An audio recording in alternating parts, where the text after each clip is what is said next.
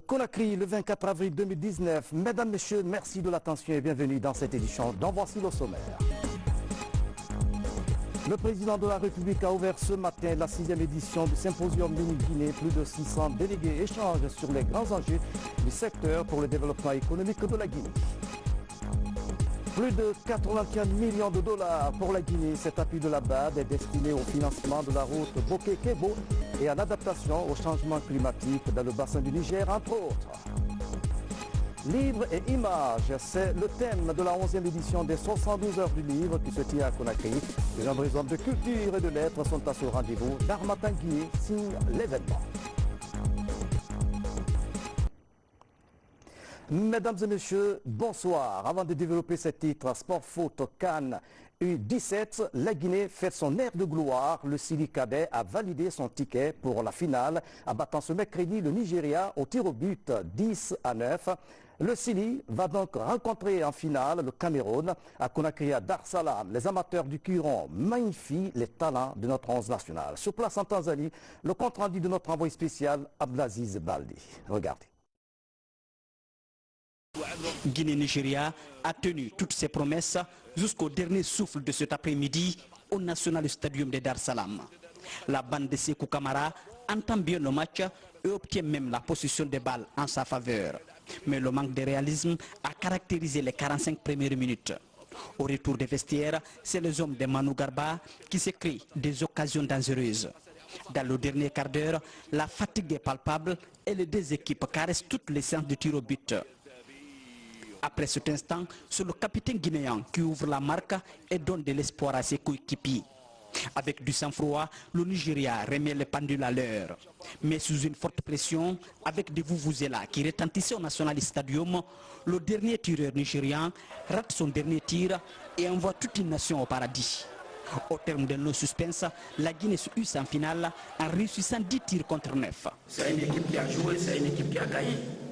Chacun était là pour faire son travail. Donc c'est le travail additionné qui a donné ce résultat. Il n'y a pas une équipe parfaite. Et il n'y a pas, même les autres équipes, c'est comme ça.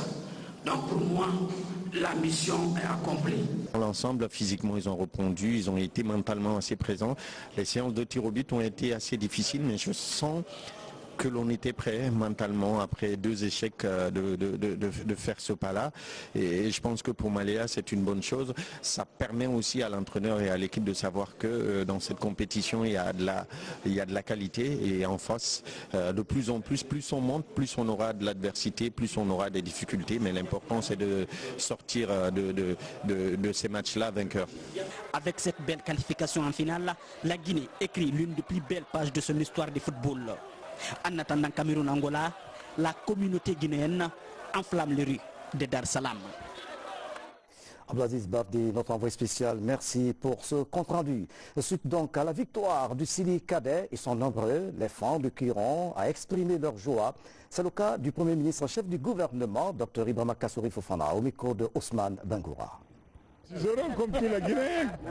Et notre jeune équipe vient d'arracher le ticket pour la finale.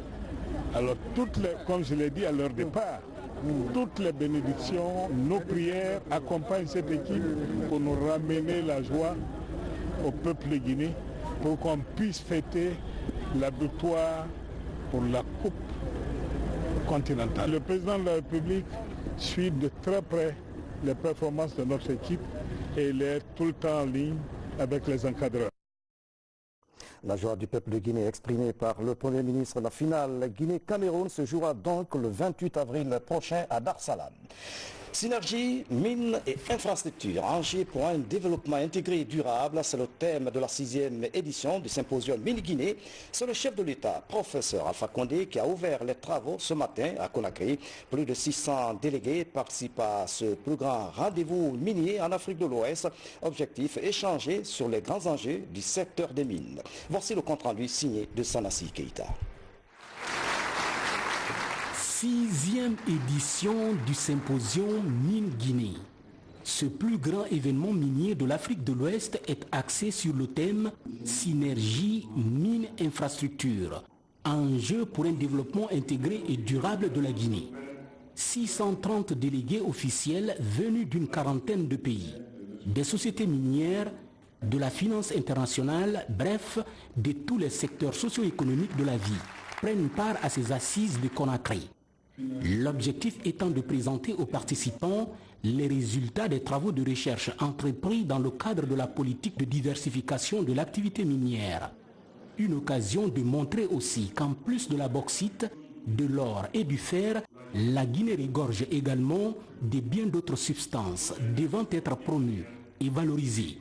Le symposium Mine Guinée est une plateforme de concertation ouverte aux professionnels du secteur minier, national et international, avec pour objectif d'échanger sur les problématiques du secteur.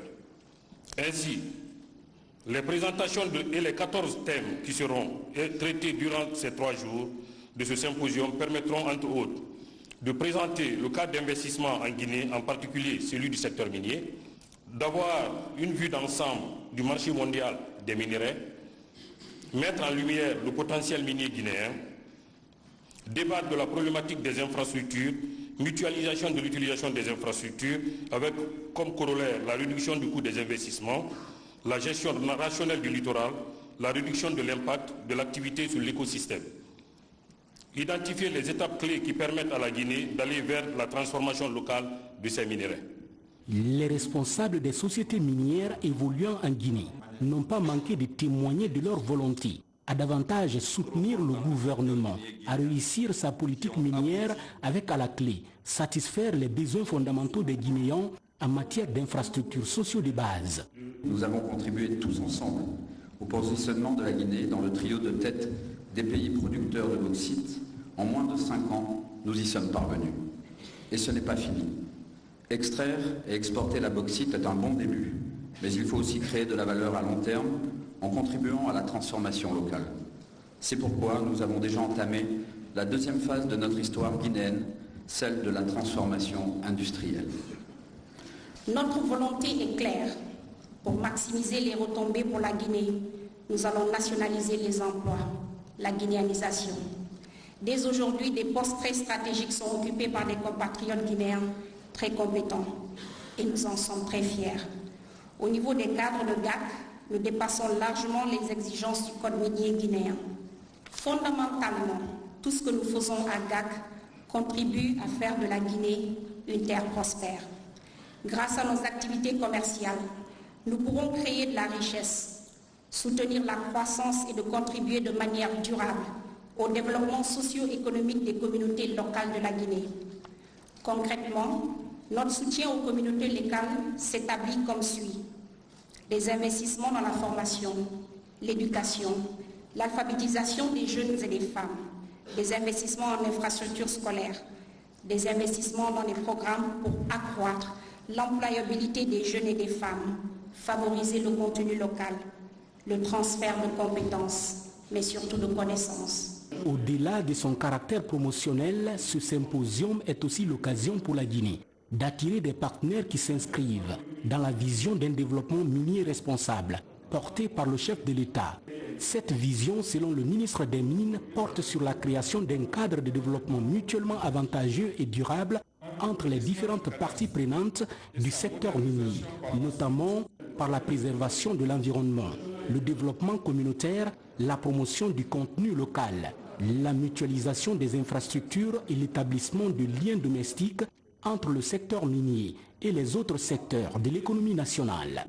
Le thème central de cette 6e édition du symposium est Synergie mine-infrastructure, un enjeu pour un développement intégré et durable de la Guinée. Cet enjeu se rapporte notamment à la rationalisation des investissements et des opérations minières, à la protection de l'environnement et l'intégration économique du secteur minier, notamment avec la nouvelle zone économique spéciale. C'est dans ce cadre qu'un schéma directeur des infrastructures auxiliaires aux mines a été élaboré en 2014 et récemment mis à jour. Le secteur minier guinéen a donc connu, en moins d'une décennie, des progrès indéniables, même si d'importants défis demeurent à relever, notamment dans la consolidation des acquis des réformes, la transformation locale des produits miniers et la gestion des impacts environnementaux, sociaux et économiques. Les orientations précises du chef de l'État et les directives du Premier ministre chef du gouvernement nous commandent l'accélération de la gestion de ces impacts pour assurer un développement intégré, harmonieux et responsable des ressources minérales. L'objectif de ces rendez-vous est de promouvoir la destination Guinée auprès de l'industrie minière mondiale et apprendre surtout des expériences des différents acteurs de l'industrie. Les ambitions du président de la République pour le réel développement du secteur minier guinéen sont bien claires. On peut se demander pourquoi la Guinée a presque la moitié des réserves mondiales de bauxite. En 2013, on ne produisait que 13 millions de tonnes.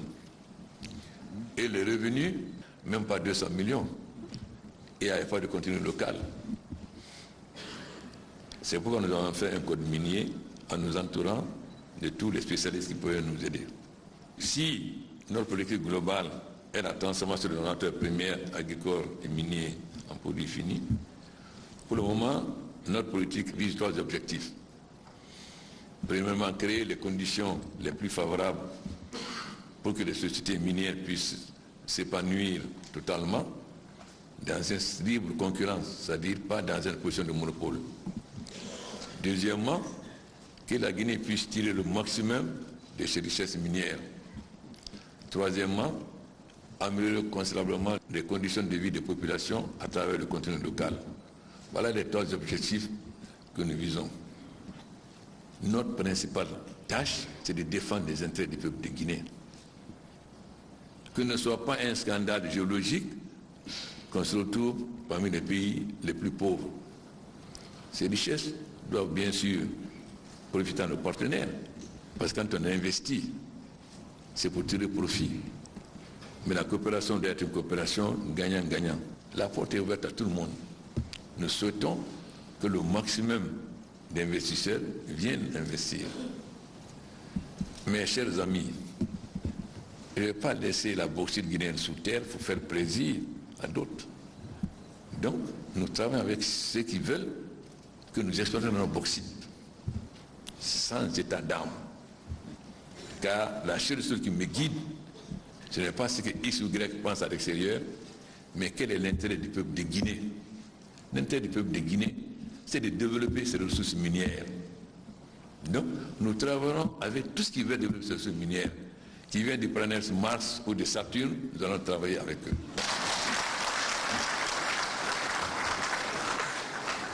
Voilà notre politique. Nous ne voulons pas de monopole, nous ne voulons pas de chasse gardée, c'est libre concurrence, mais ça veut dire que les gens doivent venir librement. Mais lorsque nous signons des accords stratégiques, nous faisons en sorte qu'on ne commette pas d'erreurs d'autres pays africains. C'est-à-dire, on vous prête 1 milliard pour nous donner une mine. Non. Vous nous prêtez 1 milliard, ok, je vous rembourse avec les royalties. Parce que vous pouvez me prêter 1 milliard et la mine que vous avez vaut 2 milliards. Donc, ce n'est pas la mine que je vous donne. C'est l'exploitation de votre mine et les royalties que le Guinéen va avoir qui rembourse. Ça veut dire si à un moment donné, on a remboursé le milliard, 100% des revenus de la mine nous reviennent. Ça, nous avons tiré les leçons extérieures. Mais nous allons continuer, monsieur le ministre, à discuter avec nos amis du Botswana et nos amis d'Australie pour toujours améliorer notre politique minière, notre pratique. 3 jours durant, d'éminents spécialistes et personnalités se relayeront dans 12 sessions aussi diverses pour la promotion d'un dialogue participatif et d'un partenariat mutuellement avantageux entre différents acteurs. Aussi, les expositions dans près d'une centaine de stands permettront aux visiteurs de prendre connaissance des opportunités offertes par différents participants. Vous suivrez l'intégralité de cette 6e édition du Symposium Mini Guinée après cette édition d'information. Les annonces de financement en faveur du PNDES, Programme national de développement économique et social, la BAD met à la disposition de la Guinée plus de 81 millions de dollars. Cette somme est destinée à la construction de la route Boké-Kégo et à l'adaptation au changement climatique dans le bassin du Niger, entre autres. Les précisions de Maïmouna Belayalo. Le programme indicatif du PNDS et de la BAD pour la période 2018-2022 va bon train. Il est destiné à améliorer notamment la liaison routière entre la Guinée et ses pays limitrophes comme la Guinée-Bissau. Il s'agit aussi de lutter contre l'invasion de la chenille légionnaire d'automne et de renforcer la résilience des pays du bassin du Niger face au changement climatique. Plus de 80 millions de dollars et c'est particulièrement des dons. C'est quelque chose qui est extraordinaire et tout ce financement-là, c'est un accompagnement justement aux efforts qu'on est en train de déployer sur le terrain pour développer l'économie guinéenne. Là, on vient de rentrer de la Banque mondiale où nous avons aussi signé des protocoles d'accord à hauteur de 50 millions de dollars. Maintenant, le grand défi, c'est au département ministériel de faire en sorte que les projets financés soient exécutés et dans les délais. Ces financements sont accordés sous forme de dons à plus de 62 millions de dollars, dont plus d'un tiers provient de la facilité d'investissement extérieur de l'Union européenne à travers la BAD. Le groupe de la Banque africaine de développement est dans son rôle d'accompagnement de tous les pays membres dans le processus de développement. C'est en cela que les engagements qui ont été pris par le président du groupe de la Banque africaine de développement à Paris en termes d'accompagnement d'un montant autour de 1 milliard de dollars. Et c'est dans cette dynamique qu'on s'inscrit en fait avec les différents projets qui sont en cours. À ce jour, la Guinée bénéficie de plus de 8 milliards de dollars américains d'investissement sur 21 milliards annoncés au Forum de Paris. Et la BAD est à plus de 540 millions de dollars d'engagement au niveau du portefeuille du PNDS afin de réaliser des projets de développement durable pour l'émergence à l'horizon 2040. Dans l'actualité encore, la 11e édition des 72 heures du livre se poursuit au Centre culturel franco-guinéen sous le thème « Livres et images ».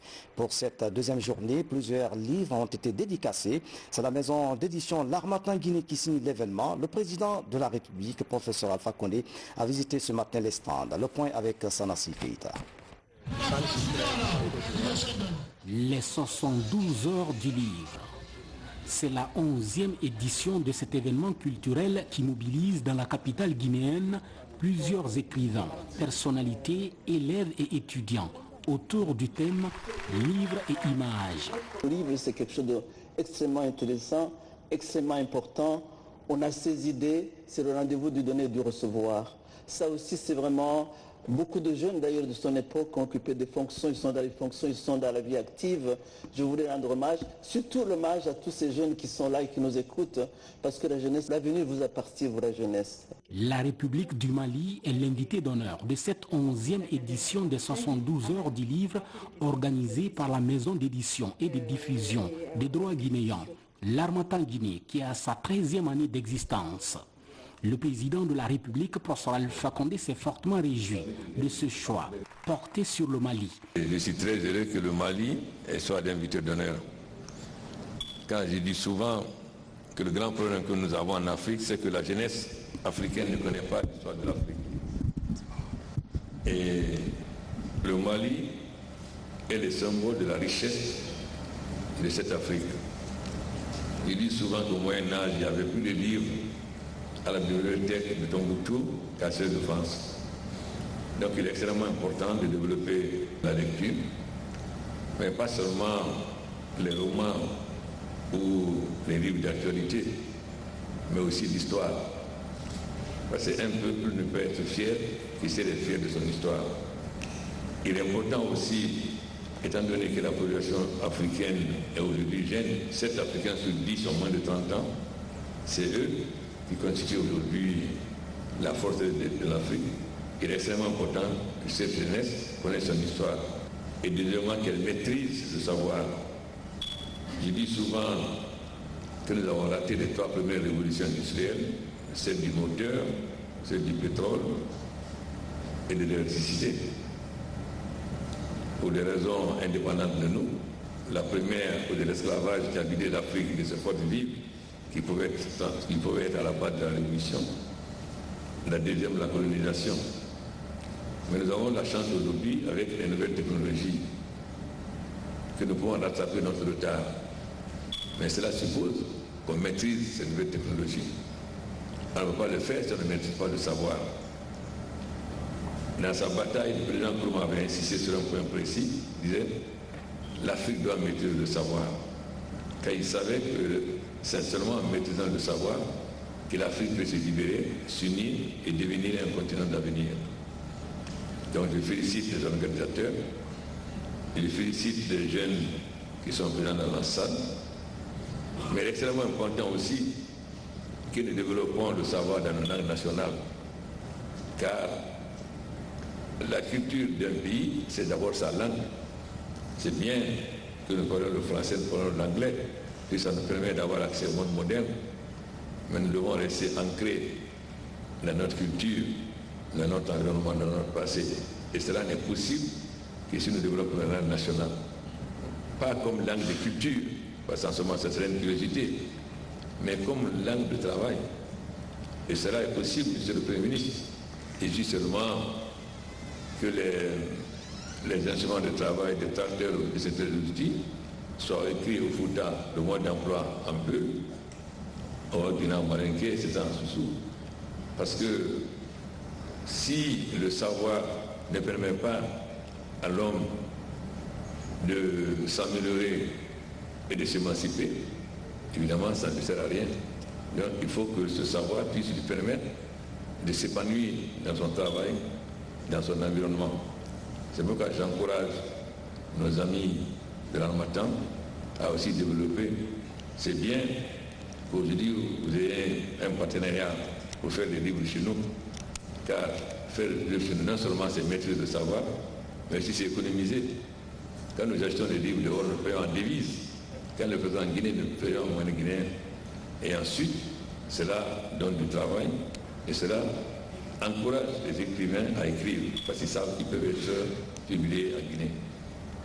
Donc, je suis très heureux que notre sœur Waranga soit là, parce qu'elle a été en Guinée, mais surtout elle est au Mali. Et l'avenir du Mali nous tient à cœur, car le Mali, vous savez, c'est un pays frère, comme dit le président Sékou, c'est deux poumons dans le même cœur. Et les épreuves du Mali sont les épreuves du peuple de Guinée.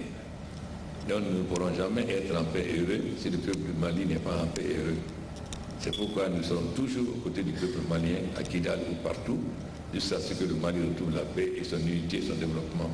Cela est valable aussi pour le Burkina et pour d'autres pays. Donc j'espère que pendant ces quelques jours, vous allez mettre votre savoir et votre expérience à la disposition des jeunes pousses. Encore, merci beaucoup pour tous nos amis qui sont venus. La Guinée change. Évidemment, on vient de loin. Comme disait le général Clément Boulé, les gens ont la mémoire courte. Mais nous sommes convaincus que la marche en avant de la Guinée va continuer. J'ai dit que la Guinée était comme un nègre enchaîné qui ne pouvait pas voler. Mais après les épreuves avec le Fonds monétaire, avec l'Ebola, aujourd'hui nous avons pris notre envol. Et vous savez que l'aigle va très loin. Lénine disait qu'il arrive qu'un nègre vole plus bas qu'une poule, mais une poule ne volera jamais aussi haut qu'un nègre. Donc, je pense que nous allons continuer à voler pour que la jeunesse guinéenne soit portée par cet aigle pour aller le plus loin possible dans le savoir et dans la transformation. Enfin, le président de la République a parlé de plusieurs stands d'exposition d'ouvrages, tout en encourageant ces nombreux jeunes à s'intéresser surtout à la lecture.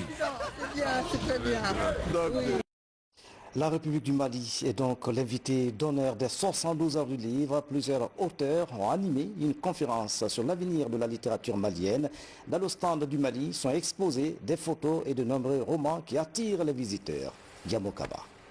À la porte des 72 heures du livre, le stand malien est installé. Le pays est à l'honneur par sa littérature et ses photos. L'événement offre aux professionnels du secteur du pays invités à venir partager leur culture avec le public guinéen. Au cours de cette deuxième journée, la photo est mise en avant pour célébrer les pionniers de la photographie au Mali. C'est les Malik Sidibé, les photographes, qui me l'ont inspiré. Et le personnage, donc j'ai ajouté, il est artiste, peintre, sculpteur. Mais en réalité, je pensais aux photographes, à un Sidou Keita ou à un Malik Sidibé qui ont développé leur art dans un cadre vraiment à l'époque voilà, très modeste, mais qui ont eu de grands succès à travers le monde. De découverte en découverte, le regard des éditeurs et auteurs maliens se confronte autour des problématiques du livre de leur pays. Un pays où le taux de l'édition baisse en production de 70%. Et le livre, je l'ai dit tout de suite, est le meilleur moyen pour lutter, en tout cas à mon avis, contre tout ce que nous connaissons aujourd'hui comme crise. Parce que si vous ne connaissez pas l'autre, vous vous méfiez de lui. Donc si avec l'écrit, avec le livre, on apprend, on sait d'où est-ce qu'on vient. Parce qu'il faut connaître d'abord, j'ai dit avant Socrate, connais-toi toi-même. Nous, on a dit, nos aïeux ont déjà dit, Iridon, Sodon, Iridon de Nyonte. C'est une grande promotion pour les lettres du Mali, pour les lettres africaines. Et nous sommes venus avec des écrivains, des éditeurs, des libraires pour l'occasion. Cette journée est offerte aux pays invités de la 11e édition des 72 heures du livre pour illustrer la diversité du patrimoine littéraire du Mali. C'est aussi une véritable opportunité pour les écrivains maliens de renouveler leur participation à la plus grande manifestation littéraire en Guinée. En plus bref, en image, le ministre des Affaires étrangères et des Guinéens de l'étranger a eu une séance de travail ce mercredi avec une délégation sierra-léonaise conduite par le ministre des Affaires étrangères et de la coopération internationale. Au menu des échanges, le dossier Nyenga qui oppose les populations guinéennes et léonaises au sud du pays.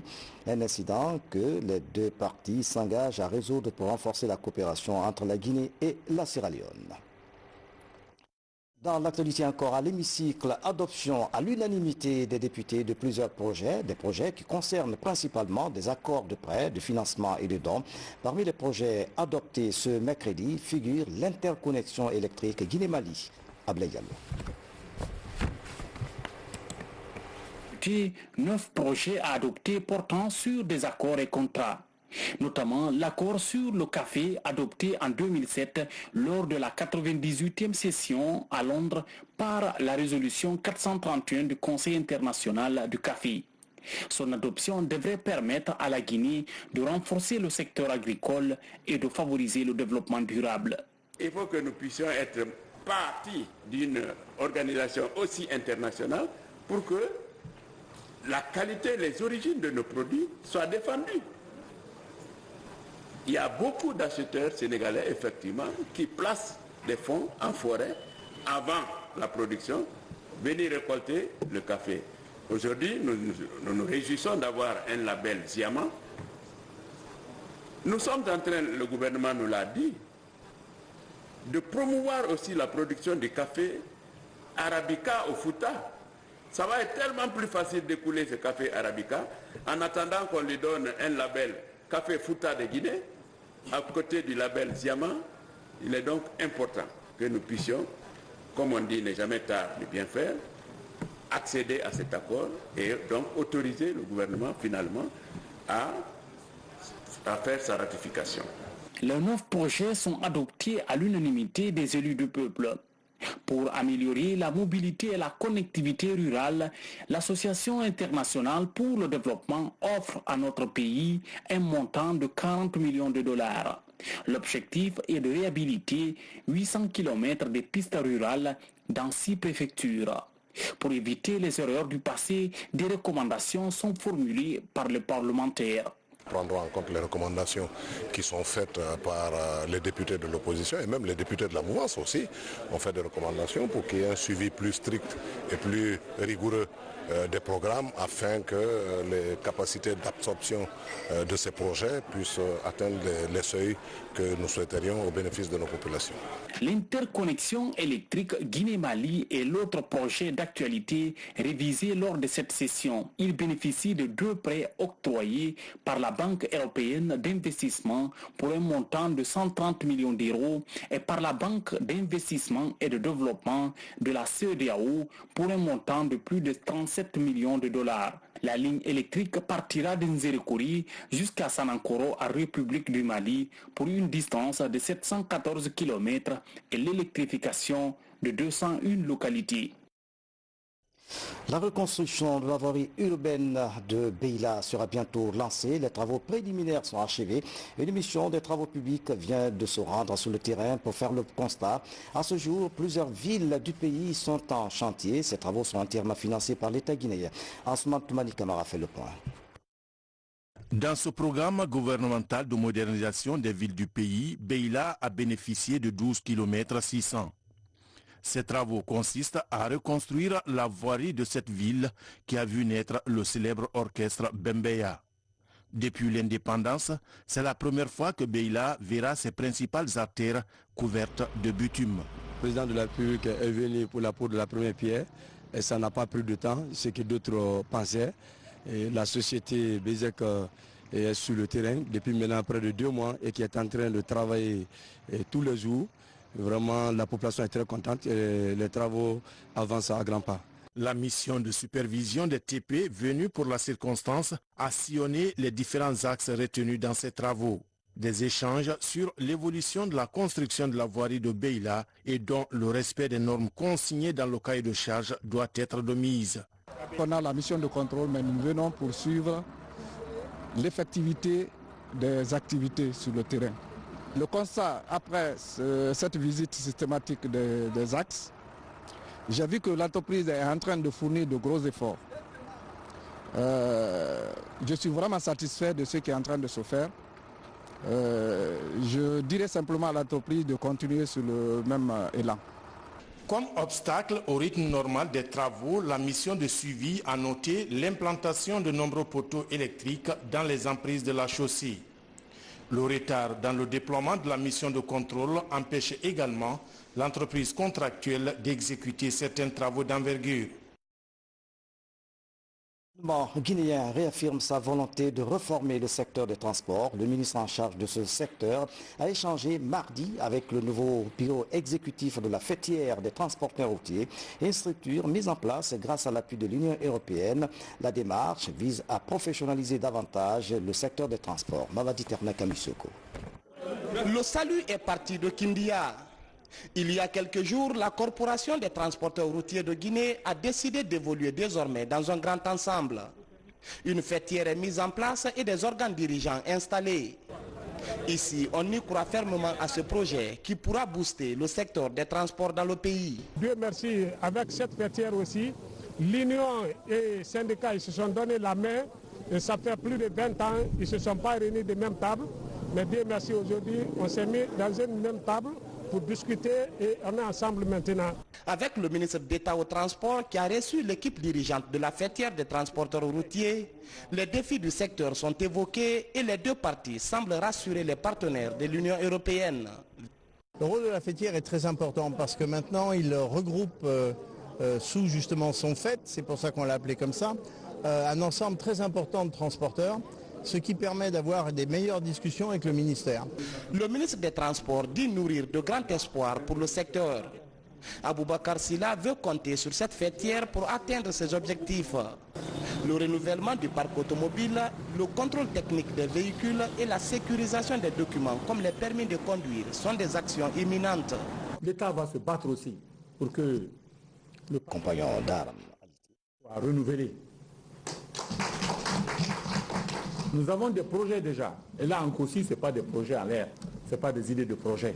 Ce sont des programmes qui sont pratiquement en cours. Nous avons déjà créé une société qui va réaliser une unité de montage de bus, de camions et de tracteurs à Sanoya. à l'emplacement de l'ancienne usine textile de Sanoya. Et nous allons parallèlement, avec l'appui des banques, mettre en place un système qui va permettre de renouveler progressivement le parc par un système de prêt qui va être fait aux propriétaires que vous êtes, de manière à ce que, sans que vous le sentiez, vous puissiez renouveler progressivement vos véhicules sur la base de ces prêts qui vont être garantis par une entité qui doit exister et qui est aujourd'hui la fêtière. Depuis 20 ans, le secteur des transports attendait ce moment. Cette nouvelle équipe assure dorénavant l'interface entre les acteurs du secteur et les autorités. Comme à l'accoutumée, le chef d'état-major général des armées au chevet de ses compagnons d'armes alités, le général Namori Traoré est allé dans les structures sanitaires de la capitale pour encourager les patients militaires et paramilitaires et d'action bien appréciée par les malades. Voici le reportage du sergent-chef Lamine Sana Camara, correspondant de la presse militaire. Donner de l'espoir à ses frères d'armes en détresse est un acte et une volonté que le chef d'état-major général des armées a toujours manifesté à travers ses visites régulières dans les structures sanitaires de la capitale où sont alités des militaires malades. C'est quand tu as le souci de tes hommes dans le commandement que tu peux vérifier, tu peux veiller sur leurs cas sociaux. Alors vraiment c'est ce qui m'a marqué de plus. Vraiment je remercie mon général. Ce qu'il a fait, la visite nous va droit au cœur. Cette tournée du général des corps d'armée Namori Traoré est inscrite parmi ses nombreuses priorités. Elle a pour but de remonter le moral de ses compagnons d'armes et de leur donner du tonus. La visite des hôpitaux est un acte de commandement.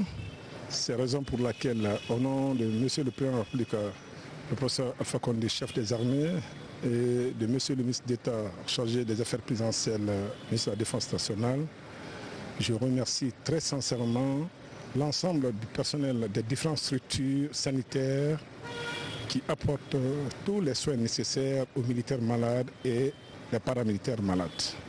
Et enfin, je souhaite bonne santé à tous ceux qui sont sur leur lit de malade. Du centre de traitement épidémiologique du bataillon spécial de Conakry, en passant par l'hôpital de l'amitié sino-guinéenne, jusqu'au centre médico-chirurgical interarmé du bataillon du quartier général, partout, ces patients militaires et paramilitaires ont formulé des prières et bénédictions en faveur du progrès et la paix en Guinée. Voilà, le Sili Cadet a séduit et vaincu ce mercredi le Nigeria. Vive le Sili, c'est la fin de cette édition à tous. Merci de nous avoir suivis. Excellente soirée où que vous soyez dans le monde. À demain.